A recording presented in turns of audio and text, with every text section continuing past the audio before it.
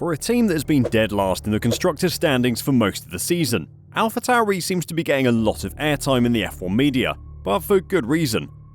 I can't remember the last time we could justify making a video covering just Haas or Williams or Alfa Romeo, but since the shock appointment and then sacking of Nyck de Vries and Ricciardo's return, AlphaTauri are everywhere. To be fair, with a potential seat at the fastest team on the grid up for grabs, and Danny Ric being a fan favourite, it's easy to understand the attention. This has brought the spotlight onto Yuki Tsunoda as well, who, if the media are to be believed, is driving for the survival of his F1 career in the second half of this season. Today, we'll be asking what effect Daniel Ricciardo's return has had on Yuki Tsunoda, and if he needs to be worried about the rest of the season. Let's get started. With just 3 points on the board so far this season, it's fair to say that AlphaTauri has not had the best start this year.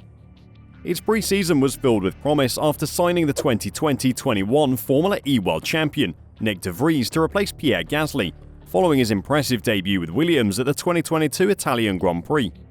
Franz Tost also declared the team had solved much of the problems that plagued the 2022 season, namely the car being overweight and saving space underneath the bodywork.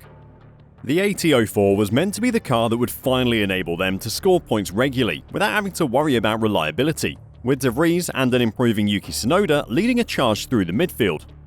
After 12 races, Tsunoda has made the most of an underperforming car and has scored all the points. De Vries was sacked after 10 unimpressive races, and Daniel Ricciardo has been drafted in as a last-ditch attempt to finish higher up than 10th in the Constructors' Championship. AlphaTauri hopes that his experience is enough to turn around their fortunes. His appointment has to be viewed in the context of what is going on at the parent team as well though. Red Bull Racing could be a one-man team this season. Max Verstappen has secured enough points to be winning the Constructors' Championship himself. That isn't to say that Sergio Perez has been doing badly, of course. He is still second in the Drivers' Championship. But when Ricciardo was recruited for the Hungarian Grand Prix, Perez had got one podium in 5 races, and didn't make qualifying 3 in a single one of them. AlphaTauri has always been a training ground for future Red Bull drivers, and Ricciardo's appointment is viewed as a way to pressurise Perez. It's also a great way of giving Yuki Tsunoda's performances some context. Is he actually outperforming the car, or was Nyck just doing awfully? The first race for the two together in Hungary made people suggest that Yuki was all bark and no bite. Yet at the following race in Spa, Yuki's point-scoring finish proved that sometimes it's just a bad race. Ricciardo presents a new challenge for Yuki, a tougher one than he has had to face so far in his career. Daniel is a multiple race winner, he's competed at the sharp end of the grid, he has over a decade of experience in the sport. These are things that Yuki's never had to contend with in a teammate. Tsunoda admitted going up against someone of Ricciardo's caliber was challenging, but that he is relishing the task of facing a driver with years of experience. It's challenging, but at the same time, I know that this current situation is completely new for me, Tsunoda said. I'm learning a lot, especially getting challenged by an experienced driver. And not only is he an experienced driver, he's a top driver, and we know that he's fast. This challenge is Yuki Tsunoda's sink or swim moment. Despite Daniel having a very bad 2 years with McLaren, he's still highly thought of in Formula 1, and if Yuki can compete with Ricciardo, then he'll prove his worth to every team on the grid.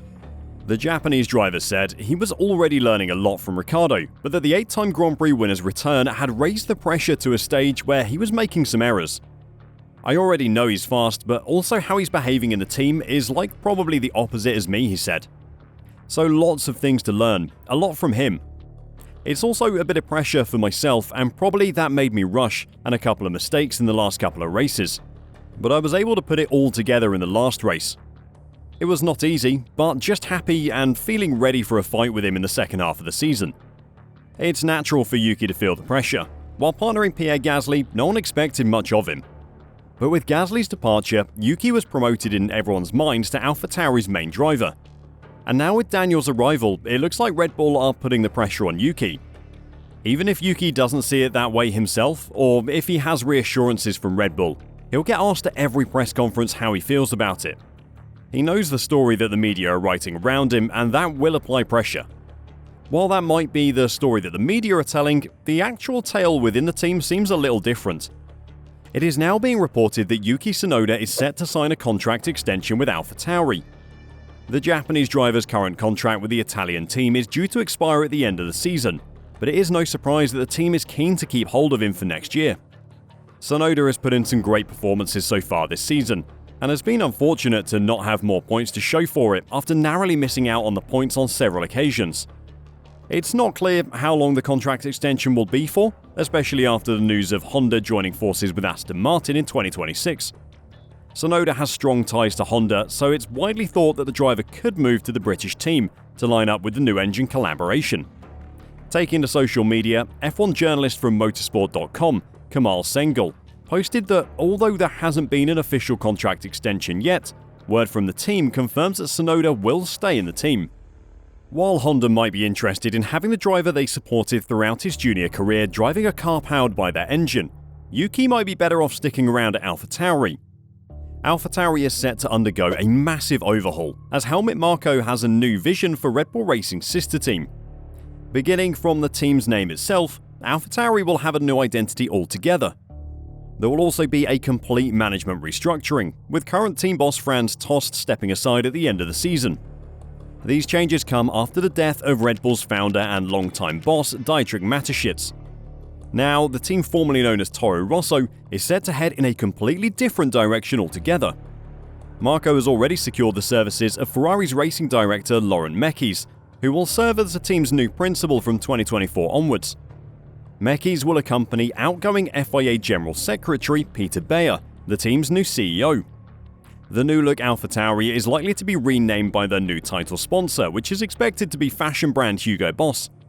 Furthermore, the team's base will move from Faenza to Milton Keynes, so that they can work closely with Red Bull. The late Dietrich Mateschitz promised AlphaTauri's previous owners that the team would remain in Faenza, but Marko has no intention of keeping the promise.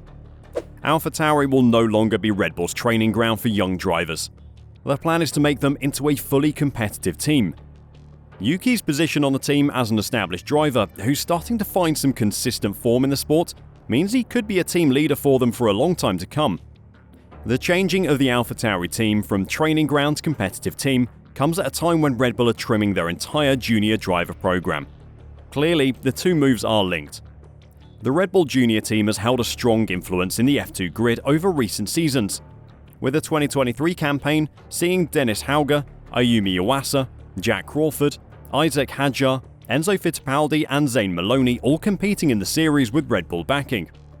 But with Iwasa the only remaining realistic title contender out of that group, Horner has suggested that a thinning out of the program is coming, with less of a focus on F2. Recently, Horner was asked to give a status update on where Red Bull's junior program goes from here. It was pointed out to him that veterans Sergio Perez and Daniel Ricciardo have been drafted in at Red Bull and AlphaTauri respectively in recent times, rather than the promotion system Red Bull had used previously. Horner said, "It's focusing a bit more on youth, I think, going forward as well. We have a lot of drivers in Formula 2 this year. I think that will be thinned out moving forward, and perhaps a refocus on perhaps some of the lower formulas as well. But you know, a Max Verstappen or a Sebastian Vettel, they don't come along every season. So it's just making sure that you identify that talent when it does come along." Since Red Bull's founder Dietrich Mateschitz passed away, a lot has changed at Red Bull as an organisation. Inside and outside of Formula 1, things are changing. The board have obviously decided that if they're going to fund two teams and a host of junior drivers, they want them to be competitive. And Yuki Tsunoda could be a big part of that. What do you think will be the outcome of AlphaTauri's driver situation this season? And will Yuki get the chance to lead their new-look competitive team in the future? Let me know your thoughts in the comments down below, and until next time, drive safe and bye for now.